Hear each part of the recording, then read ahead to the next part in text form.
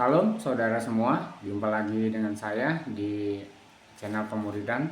Kali ini kita akan membahas tentang karakter anak Allah ya. Di episode sebelumnya tuh kita pernah belajar mengapa kita disebut anak-anak Allah ya. Jadi ini ada korelasinya, ada hubungannya dengan materi kali ini. Ya kita bicara tentang yang pertama tuh sifat. Jadi ini tidak diajarkan di dalam gereja-gereja, tidak diajarkan di dalam khotbah-khotbah bahwa kalau kita anak Allah, kita punya sifat-sifat Allah, punya gen Allah, punya karakter ilahi.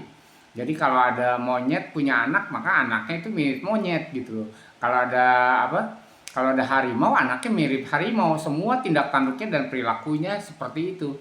Dan ini tidak diajarkan gitu loh, bahwa ketika kita menjadi anak-anak Allah, kita tidak diajarkan bahwa kita harus punya sifat sama seperti Allah. Karena tujuan Allah menciptakan manusia adalah segambar dan serupa dengan Allah. Makanya manusia itu disebut dengan anak Allah. Walaupun pada akhirnya anak Allah itu memberontak, ya kabur menjadi anak yang hilang, tapi Tuhan mengutus Yesus gitu. Allah mengutus Yesus supaya kita dikembalikan lagi menjadi anak-anak Allah gitu kan. Nah, ini yang harus kita pahami bersama. Jadi tujuan Yesus menyelamatkan kita supaya kita dikembalikan menjadi anak-anak Allah, dari anak yang hilang kembali menjadi anak-anak Allah. Jadi itu yang harus dipahami ya, bahwa keselamatan kita adalah keselamatan ketika kita dikembalikan lagi punya karakter ilahi, punya karakter Allah, karena kita adalah anak-anak Allah.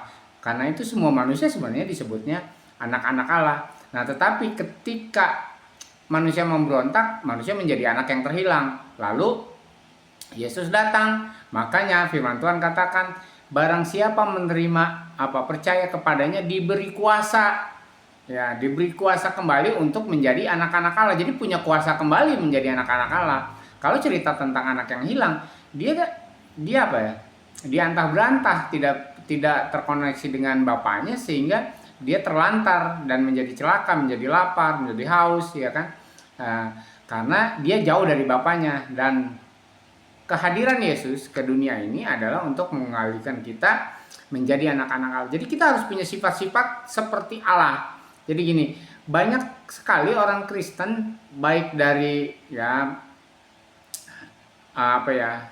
baru masuk Kristen, yang jemaat biasa lah ngakunya gitu kan, sampai menjadi hamba Tuhan, tidak punya karakter ilahi. Jadi dipertanyakan, kamu keturunan siapa gitu. Kalau kamu keturunan harimau, ya kamu mirip harimau. Kalau kamu keturunan kucing, ya kamu mirip kucing. Dan karena kita keturunan Allah, anak-anak Allah, kita harus punya sifat Allah gitu loh kan. Nah, itu yang tidak ditekankan di dalam pengajaran-pengajaran gereja. Jadi saya konsen channel ini adalah untuk kita kembali menjadi anak-anak Allah, punya karakter sama seperti Kristus, ya kan, supaya kita menjadi serupa dengan Dia, ya kan, supaya Yesus ini yang mengajari kita, yang menjadi guru kita, itu menjadi yang sulung di antara saudara-saudaranya, supaya firman Tuhan itu digenapi. Sebab kalau tidak, firman Tuhan itu tidak pernah digenapi. Kita itu siapa? Kita itu cuma jadi orang-orang pengikut agama Kristen. Jadi bukan pengikut Kristus, malah pengikut agama Kristen. Jadi kita cuma mengikut pendeta-pendeta kita cuma mengikut pemimpin rohani kita, tetapi kita tidak pernah mengikut Yesus. Ketika orang mengikut Yesus, maka dia punya karakter seperti Yesus. Karena itu firman Tuhan katakan, hendaklah dalam hidupmu bersama kamu menaruh pikiran dan perasaan yang ada dalam Yesus. Jadi kita punya pikiran dan perasaan yang ada dalam Yesus kalau kita menyerahkan diri, kalau mau gitu kan. Itu adalah respon kita ketika kita menjadi anak-anak Allah. Jadi anak-anak Allah itu salah satunya adalah orang yang dipimpin oleh Roh Allah, itu disebut anak Allah. Jadi ketika kita punya karakter ilahi, hidup kita tuh selalu dipimpin oleh Roh, bukan dipimpin oleh daging, bukan dipimpin oleh keinginan, bukan dipimpin oleh hawa nafsu. Jadi apakah sekarang ini hamba-hamba Tuhan, apakah kita semua itu disebut anak-anak Allah? Lihat aja karakternya, dia dipimpin gak oleh Roh Allah, dia dipimpin gak untuk hidup kudus, dia dipimpin tidak? Ya kalau tidak, dia masih anak yang terhilang. Prosesnya, walaupun dia sudah menjadi orang Kristen, percaya sama Yesus, mungkin dalam beberapa hal dia masih menjadi anak yang hilang, belum mirip dengan Yesus, belum mirip dengan bapaknya, masih meraba-raba, saya mirip nggak ya? Nah, makanya di thumbnail saya tuliskan bahwa semakin dewasa rohani kita, kita semakin mirip dengan Bapa. Jadi ya saya punya anak ya, dulu waktu kecil ya biasalah gitu kan. Lalu mengalami perubahan ya, setelah dari bayi sampai 5 tahun ada perubahan-perubahan, terus tambah besar ada perubahan-perubahan. Nah, ketika besar ya, saya jalan berdua, ini adiknya ya. Ya, orang akan bertanya, ini adiknya. Padahal itu adalah anak saya. Jadi orang tahu, lihat dari wajahnya, matanya, hidungnya, semua. Itu semakin dekat ya, semakin dekat, semakin menunjukkan dia itu anak saya gitu kan. Jadi orang melihat akan semakin mirip gitu kan dengan bapaknya. Nah, itu yang harus ditekankan di dalam pengajaran gereja, ditekankan di dalam pengajaran kekristenan kita. Hal ini tidak ditekankan. Yuk, saudara, mulai hari ini setelah mendengarkan materi kali ini, yuk kita belajar untuk menjadi serupa dan segambar dengan Allah, belajar punya pikiran dan perasaan yang seperti Kristus, belajar untuk dipimpin Roh, karena itu adalah tanda-tanda bahwa kita anak Allah. Jadi punya ciri-ciri, punya karakter yang sama dengan Allah. Nah, makanya Yesus berkata, seperti Bapa mengutus Yesus, demikian juga Yesus mengutus kita, menunjukkan gitu. Bahkan ada beberapa hamba Tuhan senior mengatakan, di manakah manusia dapat melihat Allah? Ya melalui hidup kita, karena kita punya karakter Allah, punya karakter kasih, punya karakter pengampunan, punya karakter mengayomi, punya karakter begitu banyak yang Allah miliki, sabar ya, makanya ada buah-buah roh. Itu menunjukkan karakter ilahi. Buah-buah roh itu kasih, damai sejahtera, sukacita, ya kan? Itu semuanya adalah buah-buah roh. Itu adalah karakter ilahi. Jadi ketika kita anak-anak Allah, kita punya karakter Allah. Itu yang pertama. Yang kedua adalah kita itu punya akses. Nah, seringkali ini yang yang bukan mengerikan ya, sesuatu yang menyedihkan. Jadi karena kekristenan kita itu sudah masuk dalam agama-agama dunia, jadi karakter kekristenan kita mirip agama dunia. Jadi kalau mau didoain sakit, minta didoain sama pendeta. Karena pendeta dibilang punya akses yang lebih gampang, dia lebih suci dan segala macamnya. Terus kalau punya masalah datang sama pendeta, ngomong dong sama Tuhan, didoain gitu kan.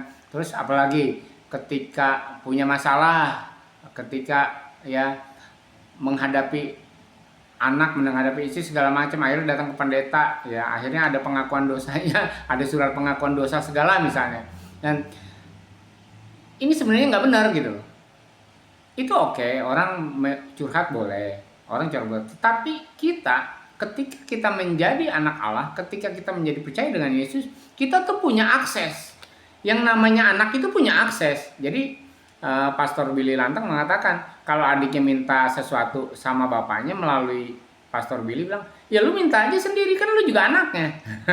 Jadi dia mengatakan begitu, karena ya begitu. Jadi semua anak itu punya akses ngomong gitu kan. Jangan nyuruh orang yang ngomongin gitu loh. Misalnya ada teman berkata, doain gue dong, bilangin sama Tuhan bahwa gue butuh ini. Ya ngomong aja sendiri, kamu juga anaknya juga gitu loh kan. Yesus yang sulung, yang sudah senior anggaplah kakak-kakak kita gitu, kakak-kakak rohani. Itu yang masih junior, yang masih baru bertobat, itu adalah adik-adik rohani. Tapi apakah itu kakak senior atau adik junior, semuanya punya akses karena sudah menjadi anak Allah. Jadi nggak mungkin lah saya yang misalnya saya punya anak yang paling besar itu lebih didengar sama saya daripada yang bungsu. Enggak, semuanya akan didengar oleh saya karena saya bapaknya. Nah, demikian juga ketika kita merasa punya akses dengan Tuhan, kita tuh bisa ngomong apa saja dengan Tuhan, minta apa saja dengan Tuhan tanpa melalui perantara orang lain gitu loh. Bahkan Yesus sendiri berkata bahwa kita adalah imam. Jadi orang yang bisa menghadap Tuhan langsung itu imam. Makanya kita disebut imamat yang rajani. Dan harus dipahami, imam itu adalah orang yang bisa menghadap Tuhan dengan langsung. Nah, di dalam perjanjian lama hanya imam yang bisa menghadap Tuhan secara langsung. Jemaat biasa, umat Israel tidak bisa. Nah, tetapi setelah kita percaya sama Yesus, kita itu orang yang punya akses langsung kepada Tuhan. Lalu bagaimana dalam kehidupan kita menyikapinya gitu kan. Kadang-kadang begini, kita tuh merasa menjadi tidak punya akses. Ya bisa jadi kita anak yang terhilang, kita menjadi anak yang menjauh dari bapaknya. Kita sama seperti contohnya anak yang hilang, dia ingin harta bapaknya tapi dia tidak mau bapaknya kan gitu. Akhirnya dia habis harta dan baru dia bisa balik lagi. Tetapi ketika dia balik lagi, dia punya akses. Nah, contoh yang tidak disadari oleh kita adalah bukan anak yang bungsu, yang terhilang, yang kabur, tetapi anak yang sulung. Kenapa? Ketika anak yang sulung protes kepada bapaknya, aku ini tinggal bersama bapak, tapi aku tidak diperlakukan, tidak dikasih baju yang bagus, malah anak yang pulang itu dipestain. Lalu bapaknya marah, anak ini telah mati, sekarang hidup kembali. Jadi yang hilang itu disebutnya mati, ya, terpisah dari Allah dan hidup kembali karena balik lagi kepada Bapa. Itulah makanya di dalam kejadian, ketika manusia berdosa terhilang dari Allah, terjadi engkau pasti mati, ya. Tetapi tidak mati beneran kan? Anak yang bungsu pun tidak mati beneran sebenarnya. Tetapi ketika dia balik, dia katakan sekarang hidup. Nah, anak yang sulung ini protes, ya, karena perlakuan bapaknya kepada anak yang sulung. Akhirnya bapaknya tuh mengingatkan, hei, engkau itu anakku, engkau tinggal di rumahku, ya kan? Apa yang kumiliki engkau miliki, apa yang kumakan engkau makan, segala milikku adalah milikmu. Nah, akses itu kadang tidak dipahami oleh kita. Jadi kalaupun saudara hari ini baru bertobat dan menerima Yesus sebagai Tuhan dan Juru Selamat, sudah punya akses. Semua milik Bapak milikmu, gitu kan? Apa yang Bapak punya, kamu punya, gitu. Itulah yang namanya disebutnya akses. Tetapi banyak orang tidak merasa begitu, seperti anak yang sulung. Jadi sebenarnya anak yang bungsu itu tidak bodoh, dan dia balik lagi untuk mendapatkan akses bapaknya. Tetapi anak yang sulung sudah tinggal bersama-sama, tidak merasa bahwa dia punya akses terhadap harta bapaknya, gitu kan?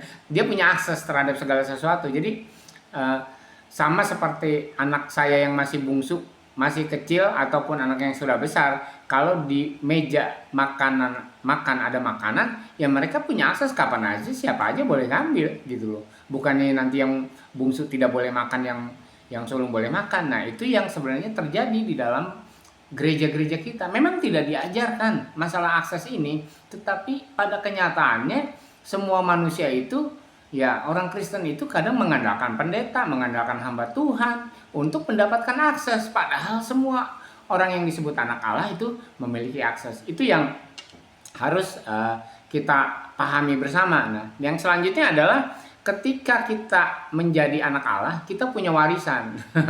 Ini yang lucu. Jadi warisan, kita punya warisan surgawi. Wah, kita bisa masuk surga, betul.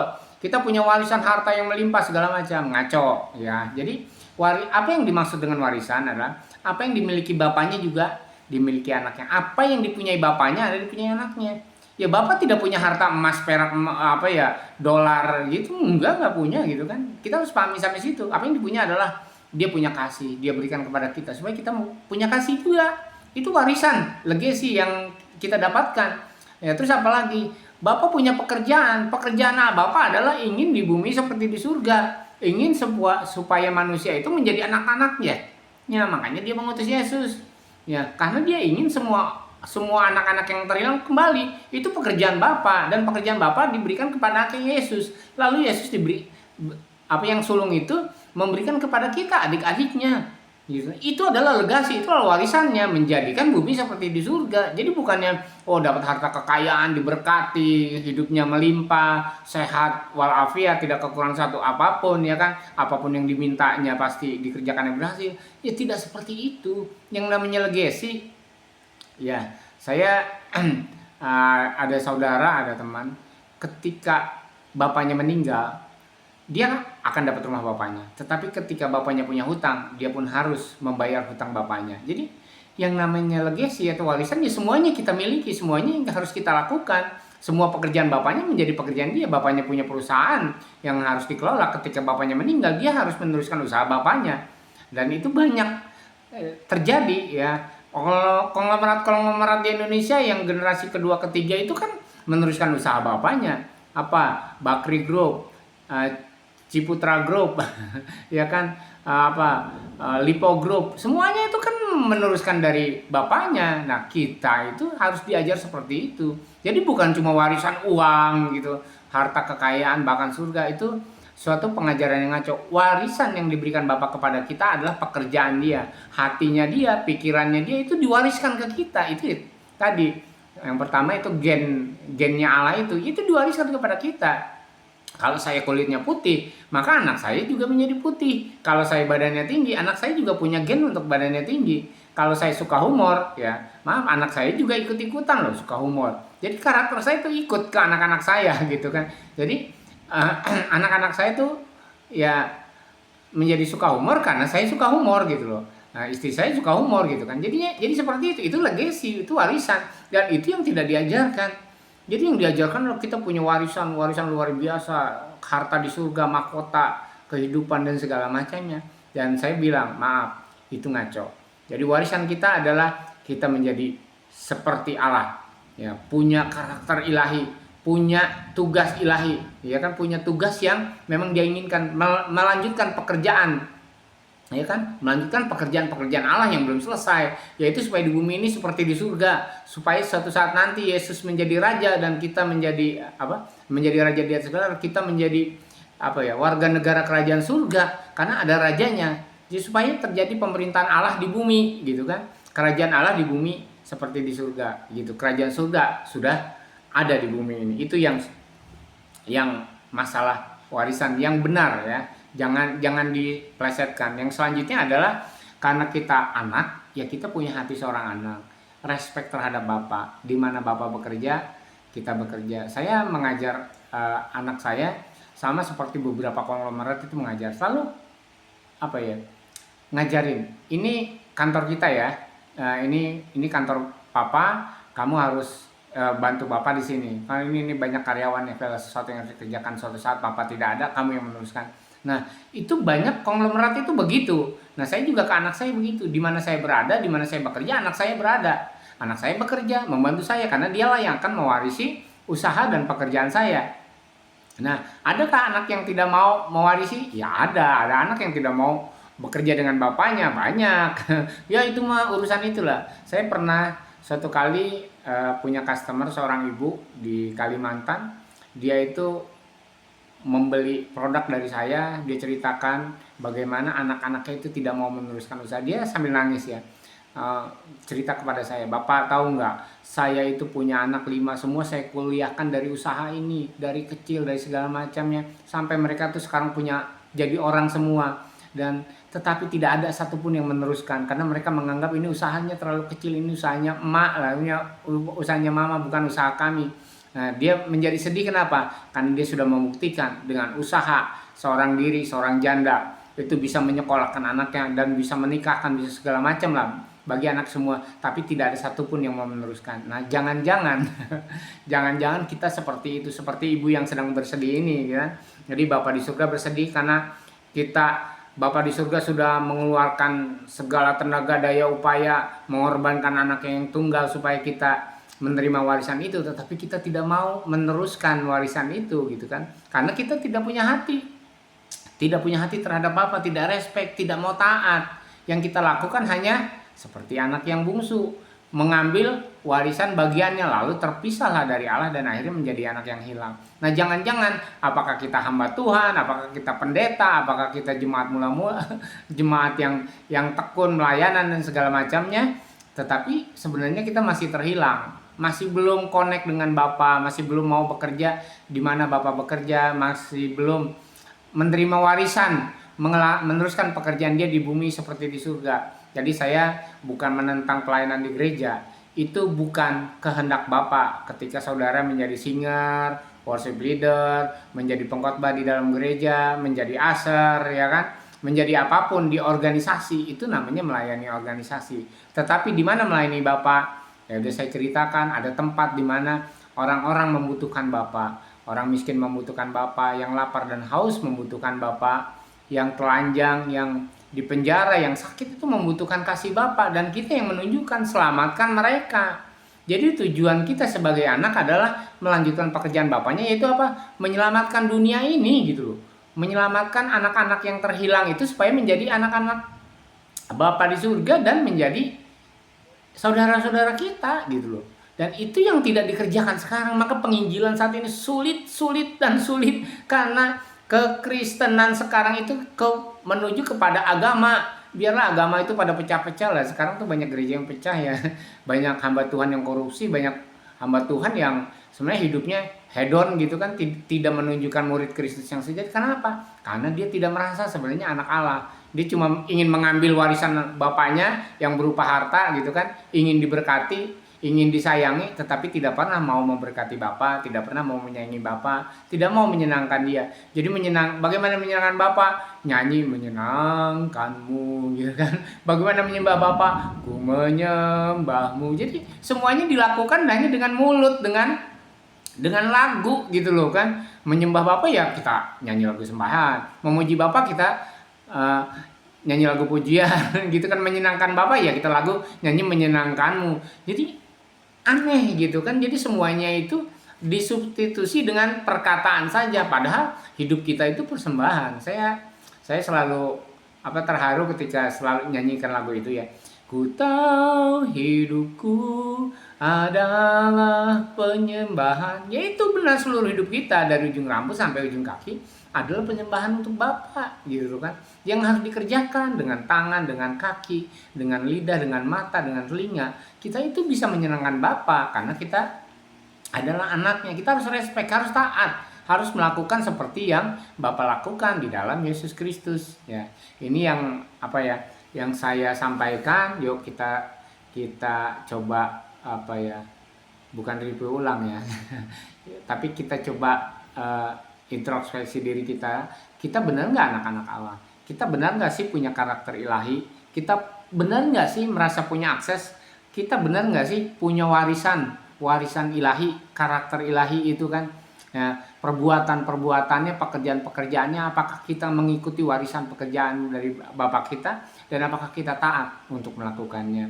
Terima kasih sudah menyaksikan. Semoga Roh Kudus selalu menuntun kita, memberikan kekuatan kepada kita supaya kita itu menjadi anak-anak sejati, memiliki karakter Allah di dalam kehidupan kita. Amin.